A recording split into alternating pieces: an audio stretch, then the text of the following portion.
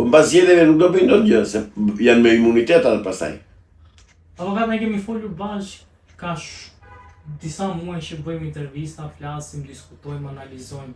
Dhe keni qenë ndër të parët që keni pasur shumë besim të spaku që thoni. E kam humbur besimin. E kam humbur. Dhe nuk është rasti i parë që ne zgënjehemi ne shqiptarët.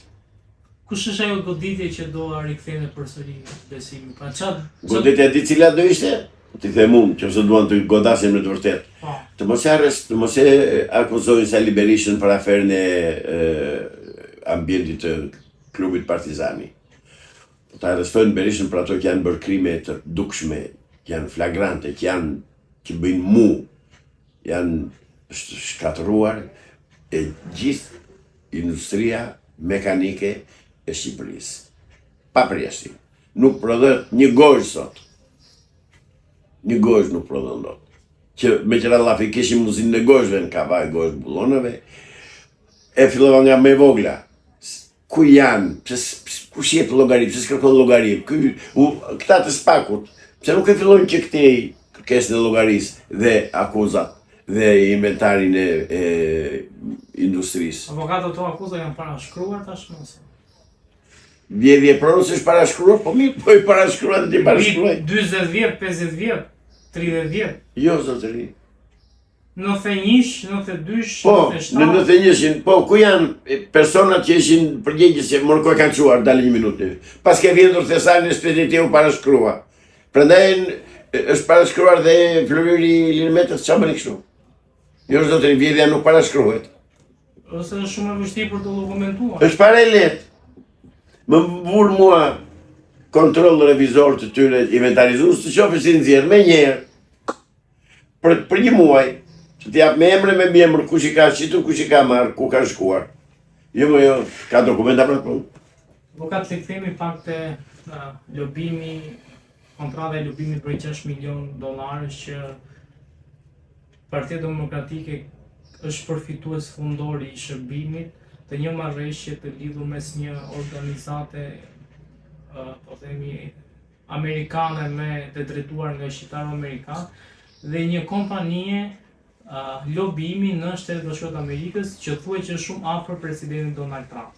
E para kjo. E dyta. Dale ta zëmë e para një. Po. Përse bëhet lobimi? Lobimi bëhet që të ndërgjegjësohet administrata e presidentit Trump lidhur me situatën në Shqipëri. Paktën ky është qëllimi i kontratës. Çfarë situate? Sepse, sipas arsyetimit të Partisë Demokratike, këtu ka vite që përmes lobimeve të ndryshme që kanë qenë shumë afër kryeministit Rama, situata është përcjellë në administratën Trump, jo ashtu siç është në fakt. Ka ndonjë provë për këtë? Jo. S'ka provë. Është shpallje non grata e Berishës sipas tyre, që është bërë mbi Po ç'pun ka Partia Demokratike me Berishën, ç'pun ka personi me partinë, ç'bëni kështu? Sepse kryetari më avokat. Po qoftë me shëndetore. Pse se ka vjedhur kryetari do përgjigjet gjithë. Edhe ai antari thjesht Partisë Demokratike që është këtu në pallatin tim. Ç'është kjo? Ç'do të thënë kjo? Jo, jo. E bëjnë këtë, e veshin krimin, ja veshin gjithë partisë që do me thënë e ka bërë Partia Demokratike, krimin se ka bërë Berisha. Nuk e përvetsoj Partia Demokratike klubin Partizani zotëri. E përvetsoj Berisha me të titë. Ai të përgjigjet. Nuk ishte Berisha fajtor që plasi Gërdesi zotëri. Ajo, nuk ishte Partia Demokratike që shpërtheu Gërdesi. Ishte Ministri Mbrojtjes, shefi shtabit përgjithshëm të ushtrisë, ka në emra njerëzit. Jo, nuk duan t'i bëjnë. Unë shoh një gjë, qofsha e gabuar. Këtu lufta më e madhe dhe bllokimi më i madh bëhet nga rivaliteti dhe nga lufta midis Rusisë dhe Amerikës. Është çështje interesash. Shkurt, le të më thonë çfarë duan dash të mbrasin këtu. Presidenti i Serbisë Aleksandar Vučić bëri një kthes të papritur te sa po vizitonte Shtetet Bashkuara të Amerikës, ku tha u sëmur dhe nuk arriti të takonte presidentin Donald Trump. Mediat në Serbi po flasin që ka qenë pikërisht shefja e kabinetit shefi i kabinetit presidentit Trump, i cili nuk ka lejuar presidentin Vučić që të takojë Trumpin. Shefi i kabinetit për dinin tuaj është edhe, po themi indirekt, vajza e shefit kabinetit presidentit Trump është edhe ndër drejtuesit e kompanisë së lobimit që ka kontraktuar Partia Demokratike.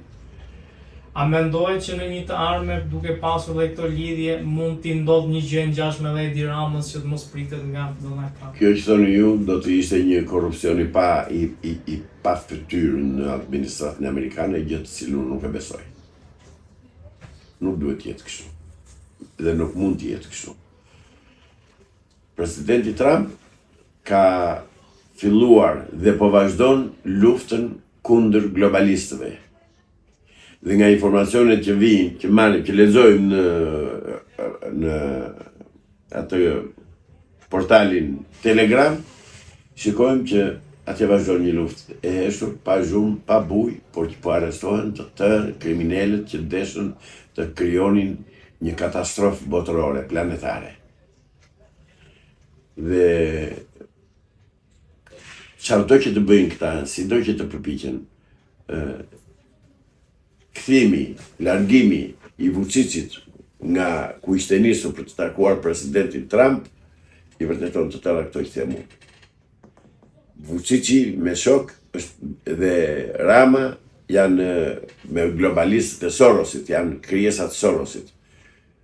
Presidenti Trump i ka shpallur luftë Sorosit dhe është një luftë që po vazhdon, nuk është nevoja që t'i japin mediat, se mediat i kanë të tërë këta të majtët. Se media u kanë betur tani. Parat u kanë marrë, pronat u kanë marrë, janë arrestuar një pjesë e madhe e atyre kriminalëve të Kabalës, kështu që realiteti është që po bëhet luftë e ashpër midis globalistëve dhe konservatorëve. Avokat, sot është e hënë, të dilën janë zgjedhjet. A kemi ende shpresa që mund formohet një qeveri teknike dhe zgjedhjet mos mbahen? Do pres deri ditën e shtunë. Atë shpresë do ta mbaj deri ditën e shtunë. Besoni deri shtunën që Kam shpresë. Kam shpresë. Kam shpresë dhe besoj se do bëhet. Nuk e di. Se nuk vendos unë, nuk më pyet njeri. As ty s'pyet njeri. Edhe gazetarët, ata që janë afër qendrave vendimmarrëse, dhe ata nuk kanë asnjë informacion, nuk dinë gjë. Nuk u thuhet gjë. Ani se ku do vej puna, një zot e di. Vogan që ose zgjedhjet mbahen dhe do jetë një fitues. Ose Berisha do jetë komisari i ardhshëm, ose Rama. Po themi se janë dy partitë më të mëdha. Çfarë t'jen? Të dielën nëse mbahet zgjedhjet, Po?